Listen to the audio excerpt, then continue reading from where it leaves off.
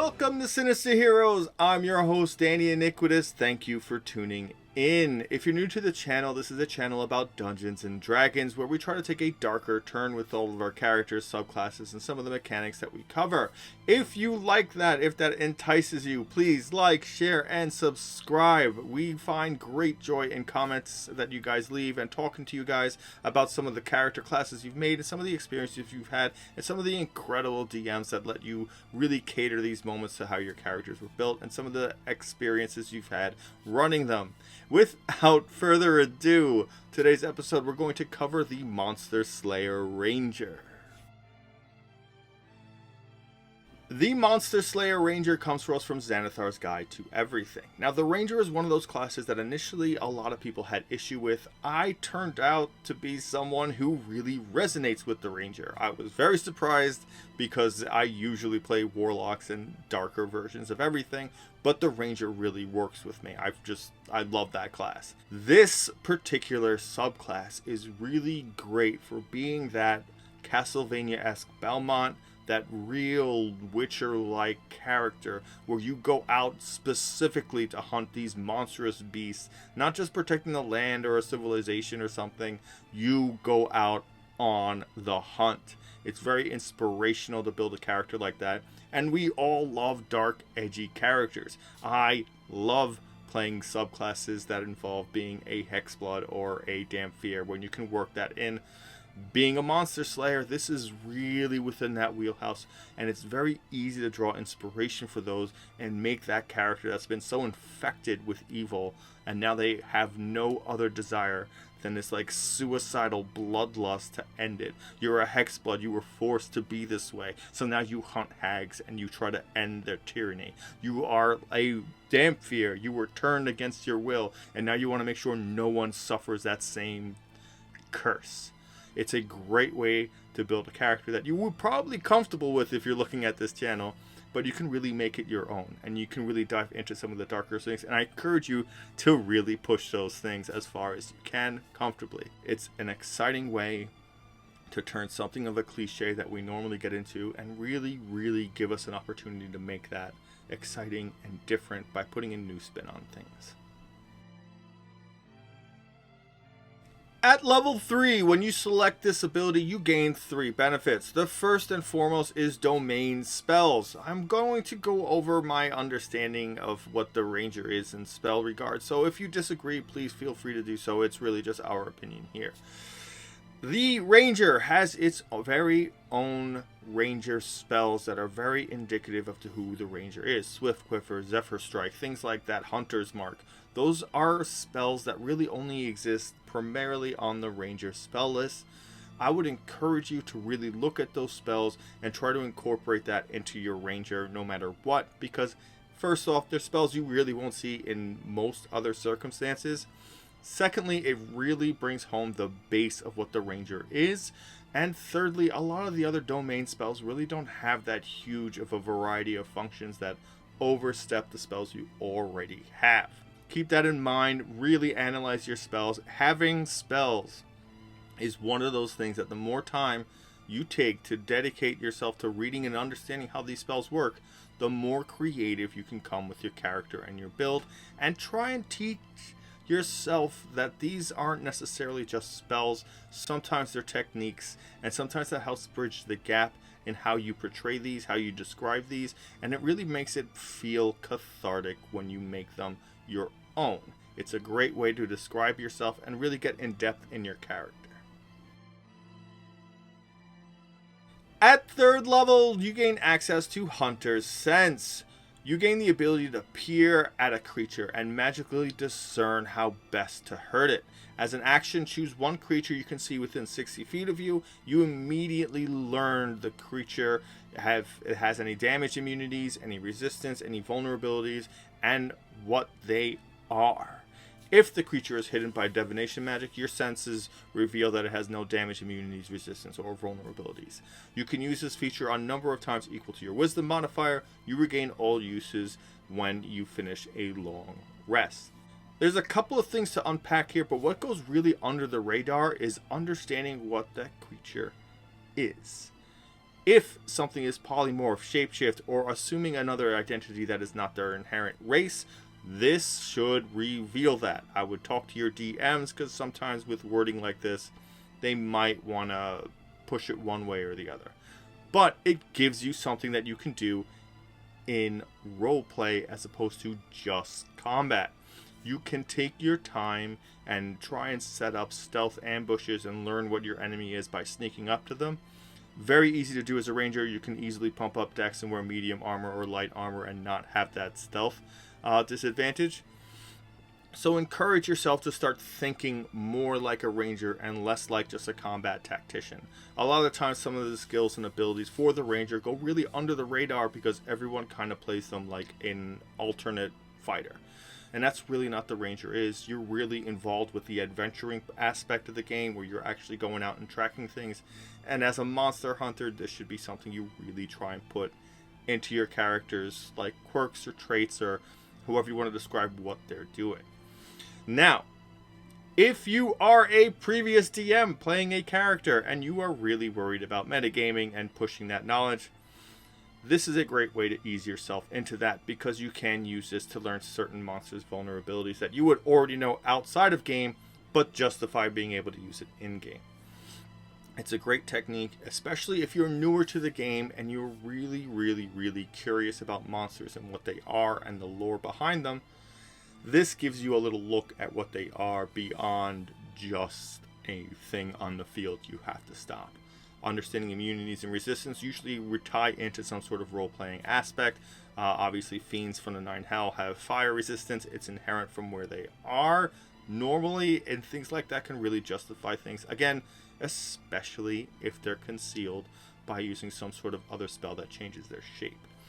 It is based on your wisdom modifier, which you should have some wisdom anyway as a ranger. You will not use this all the time, but try and make skills like this impactful by trying to use them when you can. The final third level ability you get is Slayer's Prey. You can focus your ire on one foe, increasing the harm you inflict on it. As a bonus action, you designate one creature that you can see within 60 feet of you as the target of this feature. The first time on each of your turns that you hit that creature with a weapon attack, the monster takes an additional 1d6 damage from the weapon. The benefits last until you finish a short or long rest. It ends early if you designate a different creature. This should sound very familiar to Favorite Foe, which it is in a lot of ways. This is not optional, as Favorite Foe is. So if you do not play with the Tashas rules, this is still very viable. Secondly, this will stack with Hunter's Mark. So if you wanted to play, say, an actual archery-based ranger, you can bonus action Slayer's Prey to your regular attacks, and then next round add on Hunter's Mark. There is nothing to justify not doing something crazy like this when you have it available to you. And if you're concerned about damage, this is a great way to do that. If you have Slayer's Prey and Hunter's Mark on, that would be 2d8 plus 3d6 plus your modifier per round. And since Hunter's Mark is a first level spell, you gain a lot of longevity with it. Again, sometimes Hunter's Mark is one of those things that you get trapped into using. If it's not for you, don't use it. You can use a bunch of other things. This is free. This costs nothing but a bonus action to set up, and you can do it unlimited amount of times, and there's no concentration around it. You will use this all the time. This will be on constantly. It is a great feature to add additional damage. And this is kind of one of those things that you'll see a lot in some of the other Ranger subclasses where they add a d6 to one of your attacks. It's kind of the beginning of it, but this has some different caveats to it later on when we add this to some of the other abilities that will be coming up. At 7th level, you gain access to Supernatural Defense. You gain extra resilience against your prey's assaults on your mind and body. Whenever the target of your Slayer's Prey forces you to make a saving throw, and whenever you make an ability check to escape that target's grapple, you add 1d6 to your roll. This is one of those features that, yeah, it's great defensively and it's a good boon to you because as a ranger, you're not really scattering your ability scores all over the place. You're usually pretty focused on what you want. You want usually a high dex. Your con has got to be somewhere really viable. And a lot of the times, you're going to want some wisdom. That's a lot of ability scores to kind of be juggling. This helps to mitigate some of those saving throws, which is always an issue for any martial class. This is very foreshadowing of its other abilities and who your monster slayer is. It's one of those abilities that on paper just so perfectly reflects what your character and the subclass does. You are a ranger. You live on the hunt. You are out there surveying the land, tracking beasts and things like that. But as a monster slayer, you fight things that are deliberately dangerous, things that definitely corrupt the things around you, things that charm, frighten, manipulate, use illusions, conceal all their true ambitions, or are large enough to hold you down and not let you out and tear you to shreds. This reflects that you are strong enough. It reflects that you are capable. It's not flashy, I get that, but it should resonate something of, wow, like I can be braver. I can go out into the darkness. I can assume this part of who my character is, this adventuring part, this knowledge of where the danger lies, and I can perceive myself being able to overcome it. And that is just, it's one of those things that I read about, and I feel it. Like I can get really excited and behind my character when I get something like this because it rewards me for staying true to the subclass. Again, it's a great defensive boon. It's constantly on. You will be throwing Slayer's Prey on everything. Even if it's a small, like, if you're fighting a bunch of goblins and you just drop one at a time, you're probably going to be switching Slayer's Prey on a bunch of them. And it's a great way to really constantly keep boosting yourself up defensively. And it feels good. It makes sense. It's well written. It's not a huge flashy ability, but you are a ranger. You get spells. You have things as you level up that increase in your viability. So again, rejoice in the fact that you gain a very strong ability. And it's always on. It's almost like a passive, and it's like a better version of Bless. And it's constantly on you, and when you start whittle down your opponents to making them smaller in numbers, this is going to resonate and be more useful. If you get higher level, grapples become a very big issue. Disadvantage because you're grappled and you can't do any ranged attacks is a very big issue. If they shove you prone, that is a huge issue. Limiting your available move speed is an issue. These things greatly hinder martial classes, and this gives you a way to break out of them and assist you in doing so. At 11th level, you gain access to Magic User's Nemesis. You gain the ability to thwart someone else's magic. When you see a creature casting a spell or teleporting within 60 feet of you, you can use your reaction to try and magically foil it. The creature must succeed on a wisdom saving throw against your spell save, or its spell or teleport fails and is wasted. Once you use this feature, you can't use it again until you finish a short or long rest. This is a very interesting ability because you have to realize that this is not a spell. This is not a magical influence that you're doing.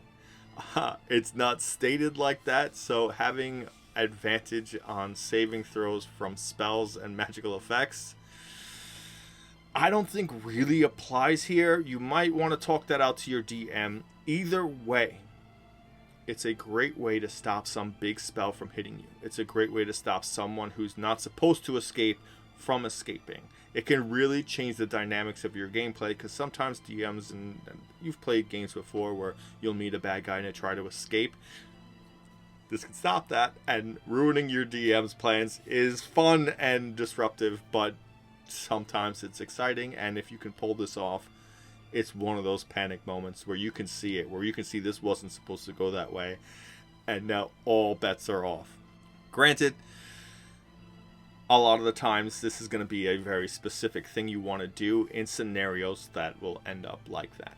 But if you're fighting anyone that can cast a spell, it's worth it. Sometimes you can see the spell coming and you're like, you know what? I really don't think my friend is going to make this dex save, and I really think they're going to get disintegrated, or something else really horrible is going to happen. Let me try and save them. Let me try and use this ability that I've earned by fighting these horrific monsters and risking my life in order to foil and stop. Really encourage this. If you're fighting your favorite type of enemy, or that ranger base hatred that you get for whatever monster it is that you slay, and you use this, it feels good. It helps to pull you into your character and really bring out that role-playing connection to them. It's fun. It's great. Whenever you get this to work, you're gonna feel great. At 15th level, you gain access to the final Monster Slayer ability, Slayer's Counter. You gain the ability to counterattack when your prey tries to sabotage you. If the target of your Slayer's prey forces you to make a saving throw, you can use your reaction to make one weapon attack against the quarry. You make this attack immediately before making the saving throw. If the attack hits, your save automatically succeeds, in addition to whatever the normal effects of the attack are. If you have a magical weapon that does something special, that is what they're worried about when they say in addition to the attack's normal effects. It is very, very exciting because you get this on constantly. As long as your Slayer's Prey is going, you can do this ability. It is fantastic. You can dodge save or suck spells. You can break things that needed to be like hindered upon you, restrained spells, anything like that. And you get an additional attack on top of it. If you are a ranged ranger, this benefits you more than being in melee, because you can have a bigger area that you can attack into, and you can do a lot more range-wise with that. That awesome ability to get an extra hit in, to also trigger Slayer's Prey, because this is the first attack on a turn, to also trigger Hunter's Mark if you have that, and get all that extra damage in, is very, very viable.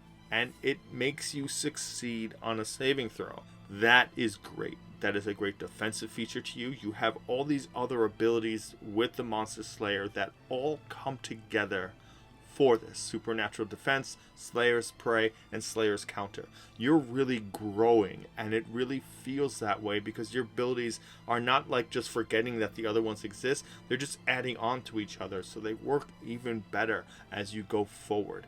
This is just one of those things that feels great, especially when you tie it to what you're out there trying to hunt. Say you're hunting a lich. Say you're trying to fight this monstrous vampire. When you see it and it starts to cast spells at you and you foil it by just striking with this hatred, it feels good. And it brings you something that you won't get with any other class when you make these things. Because it feels like everything culminates. It feels like every hit matters more because it brought you this one moment. Because this one reaction to hit saved you. It changed the way the dice were foretelling what was going to happen. It is wildly interesting that they built an ability like this and they scaled it to all work on that first level 3 ability that you get. It is cool because you get this, and even if you do fail to hit it, you still have supernatural defense. And you still have those backups where you can still survive this, and you still got a free shot. It's a very cool technique, and I think it really, really culminates well with who your Monster Slayer is. And what makes this subclass different from everything else is because you don't back down. You don't stop fighting. It encourages you to constantly have a prey out on the field, to constantly be trying to slay something and never taking a back seat. And I love abilities that can transcend just mechanical purposes and encourage who your character is. Our final thoughts. The Monster Slayer Ranger really sets you up to try and play the Ranger in a very unique way. It encourages you to look at what you're about to fight. It encourages you to be suspicious about things, and it does so with an ability right off the bat, Hunter's Sense. You really should be using this whenever you get the opportunity or whenever you feel suspicious about something that's going on. Fiends have a nasty habit of tricking people, and a lot of the times they can't look like themselves when they do it. It is a very great thing to really encourage those senses of what your ranger has inherently to them and really push that to the forefront. It gives you this need to look at what's ahead of you and really plan for the combat that's coming, as opposed to just running up and jumping into the mayhem. Everybody loves mayhem, but encourages you to try and play smarter about it, which is really something rangers should be doing. You don't run out into the wild unless you can see what other things are around you. You want to be precise, and this really encourages you to do that. It really helps you up your damage because you can stack Slayer's Prey with some of your other abilities, and encourages that kind of a gameplay because it wants you to use Slayer's Prey all the time. The only real thing I can suggest is really don't use 2-weapon fighting for this because your bonus action will be going constantly. I do encourage you to constantly be swapping between melee and range. When you start getting in the habit of doing that, it can really broaden what you're available to do with a ranger and really give you a full scope of access of things to do. It's great because you have melee spells, you have range spells, and you have things that do things in between that are very, very cohesive and codependent on the ranger class by itself. Mixing those up is a great idea. Story-wise and roleplay-wise, it gives you everything you need to be dark. It gives you everything you need to be brooding. It gives you every reason to hate something supernatural. And you can be any race and pull that together. It's a great way to draw a lot of inspiration into this kind of a game. It's a great way to just make it easy for you to build a character around just the class. And you can encourage your backgrounds to really fall within that and branch out. Maybe you're an aristocrat who your family is known for doing these things, and that's who you are. And maybe that's very notable and very profound and very like this glorious thing. Maybe you step out amongst them and none of them have done this before, but the people look to you as a hero. And you're not necessarily evil or even that dark and brooding, and you might take this in a new light, but you can do so if you just look at the cliche around it. Let's go the total opposite direction. There's a lot of viability to this. You could just be insane, and the only thing you know for certain is these are bad and you need to stop them. And it's great to encourage this kind of broad avenue of what you can be and have it all be meaningful and have you stay in that class and subclass because it builds on itself and you feel like you're growing. It has like a natural power creep that feels like it makes sense to you. I love it, and I really enjoy the Ranger a lot more than I ever thought I would. I'm normally just a rogue warlock player or evil paladin player that really goes pretty 100% with some of those subclasses. But the Ranger always resonated with me, and once I saw it in gameplay, and I was like, wow, this is incredible. Look at how much fun this is and how great this concept is. It really worked for me and was something I fell in love with very, very quickly. That being said, if you made it all the way to this point, I thank you so much for sticking through. And I encourage you, please keep sharing, subscribe, and please keep commenting. We love to hear from you guys. We love to talk with you characters and see what you're doing, and some of the DMs that have done incredible things with some of the things that you've created. And most importantly, thank you for giving a spooky kid a chance.